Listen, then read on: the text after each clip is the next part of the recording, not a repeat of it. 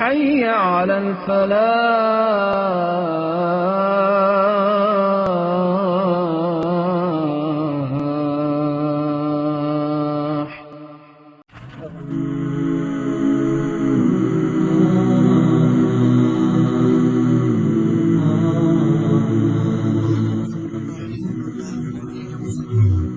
تو کائنات کی وسطوں سے لے کر ہماری اپنی پیدائش تک قرآن کی ایک چھوٹی سی سورت ہمیں ایک زبردست سفر پر لے جاتی ہے۔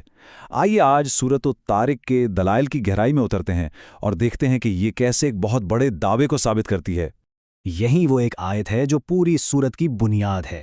یہ صرف کوئی عام بات نہیں بلکہ ایک فیصلہ کن اعلان ہے، ایک چیلنج ہے ان لوگوں کے لیے جو اس پیغام کو مذاق سمجھتے ہیں۔ اس سورت کی ساخت ایک عدالتی مقدمے کی طرح ہے۔ یہ ایک بنیادی چیلنج کے جواب میں بنائی گئی ہے اور وہ چیلنج ہے یوم جزا کا انکار۔ تو آئیے دیکھتے ہیں کہ یہ سورت اپنے کیس کو ثابت کرنے کے لیے کیسے ایک کے بعد ایک گواہ اور ثبوت سامنے لاتی ہے۔ تو سورت اپنی دلیل کا آغاز کہاں سے کرتی ہے؟ ایسی جگہ سے جسے ہم سب اپنے اوپر دیکھتے ہیں لیکن شاید ہی کبھی اس پر غور کرتے ہوں، یعنی آسمان اور اس کے ستارے۔ یہ کائنات کو اپنے پہلے گواہ کے طور پر پیش کرتی ہے۔ اچھا، تو یہ قسم ایک بہت گہرے اصول کی بنیاد رکھتی ہے کہ کوئی بھی چیز خدا کی نظر سے پوشیدہ نہیں۔ سوچیں ذرا، یہ وسیع و عریض کائنات خود گواہی دے رہی ہے کہ ہر چیز پر ایک الہی نگہبانی ہے۔ تو اصل نقطہ یہ ہے کہ ستاروں کی یہ ترتیب محض کوئی اتفاق نہیں ہے۔ مطلب یہ کہ یہ کائنات کوئی بے لگام بے مقصد جگہ نہیں ہے، بلکہ یہ ایک ایسی سلطنت ہے جس کا ایک مقصد ہے، جس کی پوری نگرانی کی جا رہی ہے۔ تو اس دلیل کا نتیجہ کیا نکلتا ہے؟ یہ ستارے یہ صرف آسمان میں چمکنے والی روشنیاں نہیں ہیں، یہ گویا آسمان پر لگی بے شمار الہی آنکھیں ہیں جو زمین پر ہر ایک کو دیکھ رہی ہیں۔ ان کی روشنی فضا کو چیر کر ہم تک پہنچتی ہے، مطلب کچھ بھی اللہ کی نظر سے پوشیدہ نہیں ہے۔ اور تو اور انہیں کائنات کی چوکیاں بھی کہا گیا ہے جو اس کی حفاظت کرتی ہیں۔ اب جب اتنی مسلسل نگرانی ہو رہی ہے تو اس کا مطلب تو یہی ہوا نا کہ جواب دہی کا ایک دن آ کر رہے گا۔ کائنات کی ان وسعتوں سے اب سورت اپنی دلیل کا رخ بالکل ہی ایک مختلف سمت میں موڑ دیتی ہے۔ یہ ہمیں باہر کی دنیا سے آپ کہہ لیں کہ اندر کی دنیا کی طرف لاتی ہے اور انسانی وجود کے معجزے کو اپنے دوسرے ثبوت کے طور پر پیش کرتی ہے۔ یہ آیت ہمیں دعوت دیتی ہے کہ ذرا اپنی ہی ابتدا پر غور تو کریں۔ یہ کہا جا رہا ہے کہ اپنی تخلیق کے عمل میں ہی خدائی طاقت کی ایک بہت بڑی نشانی چھپی ہوئی ہے۔ اور یہاں منطق بالکل سیدھی اور صاف ہے۔ اگر پہلی بار ایک معمولی سے مادے سے اتنی پیچیدہ تخلیق ممکن ہے تو پھر دوبارہ پیدا کرنا کیوں ممکن نہیں؟ دیکھیں، انسان کو کسی نایاب چیز سے نہیں بلکہ ایک عام سے مائع سے پیدا کیا گیا ہے، اور یہ مائع بھی کہیں باہر سے نہیں آتا، یہ خود انسانی جسم کے اندر سے نکلتا ہے۔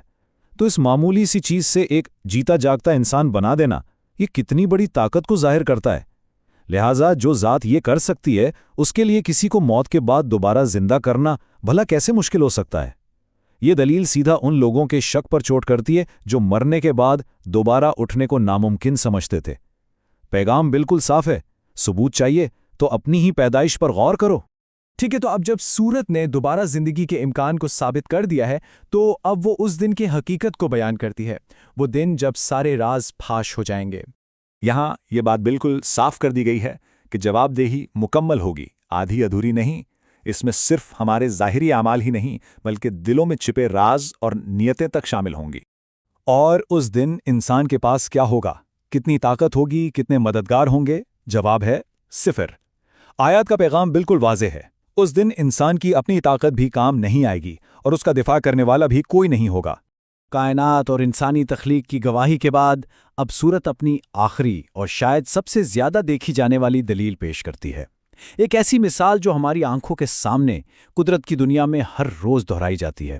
یہ آیت بارش اور زمین کے اس چکر کی قسم کھاتی ہے جو زندگی دیتا ہے، اور یہ ایک بہت ہی طاقتور تشبیہ ہے جو سیدھا مرنے کے بعد جی اٹھنے کے تصور کی طرف اشارہ کرتی ہے۔ یہ مثال ہے کیا؟ بہت شاندار ہے۔ دیکھیں، آسمان سے بارش برستی ہے تو مردہ زمین میں جان آ جاتی ہے، وہ پھٹتی ہے اور اس سے ہریالی پھوٹ پڑتی ہے۔ یہ جو قدرتی عمل ہے نا، یہ روزانہ ہماری آنکھوں کے سامنے قیامت کا ایک عکس پیش کرتا ہے، اور یہی بات ثابت کرتی ہے کہ قرآن کی تنبیہ کوئی خیالی بات نہیں بلکہ ایک یقینی حقیقت ہے، ایک فیصلہ کن کلام۔ تو اپنے سارے دلائل پیش کرنے کے بعد سورت اپنے اختتام پر پہنچتی ہے۔ اور یہاں وہ منکرین کی عارضی چالوں کا موازنہ خدا کے حتمی اور سب پر حاوی منصوبے سے کرتی ہے۔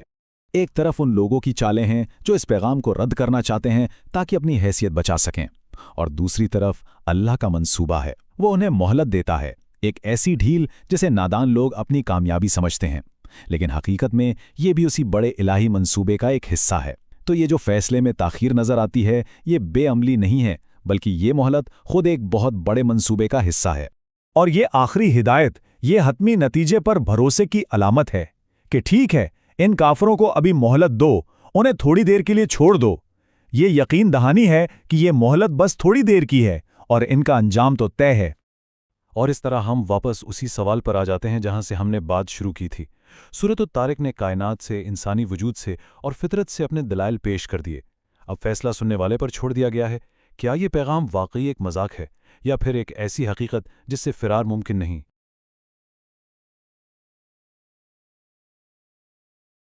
امام مالک رحمہ اللہ تعالی کا قول ہے، دنیا میں کوئی ایسا شخص نہیں ہے کہ جس سے اختلاف نہ ہو سکے سوائے آپ صلی اللہ علیہ وآلہ وسلم کے۔